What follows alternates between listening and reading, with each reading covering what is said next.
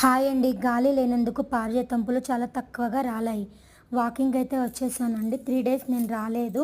నిమజ్జనానికి మా రిలేటివ్స్ వచ్చినందుకు 3 డేస్ బ్రేక్ తీసుకున్నా. ఇలా బ్రేక్ తీసుకొని వచ్చినప్పుడు నేను వాకింగ్, ఎక్సర్సైజ్ ఇలాంటివి చాలా తక్కువ చేస్తానండి. రోజు కొంచెం కొంచెం పెంచాలి. ఎందుకంటే బ్రేక్ తీసుకుని ఎంబడే మనము ఫాస్ట్‌గా చేసినామంటే బాడీ పెయిన్స్ అయితే వస్తాయి. వాకింగ్ అయితే అయిపోగొట్టుకొని ఇంటికైతే వచ్చాను. ఈరోజు టిఫిన్ అయితే వచ్చేసి దోస, పల్లీ చట్నీ, అలాగే పప్పు, బీరకాయ కర్రీ అండి ఈరోజు. ఏదే గాని టిఫిన్‌కి నానబెట్టుకుంటే నేను 2 డేస్‌కి నానబెట్టుకుంటానండి. ఇలా దోస ఒకరోజు, పొంగనాలు ఒకరోజు అన్నట్టు. ఇబ్బందిగా ఉండదు. నాకు కూడా టైం బాగా దొరుకుతుంది మార్నింగ్ ఇబ్బంది లేకుండగా. పిల్లలకైతే బనానా షేక్ చేస్తున్నానండి. ఇలా చేసినప్పుడు బెల్లం, పుట్నాలు వేసి, కొన్ని పాలు వేసి మిక్సీ పట్టి ఇలా పిల్లలకైతే ఇవ్వండి. ఇది చాలా హెల్త్‌కి చాలా అంటే చాలా మంచిది.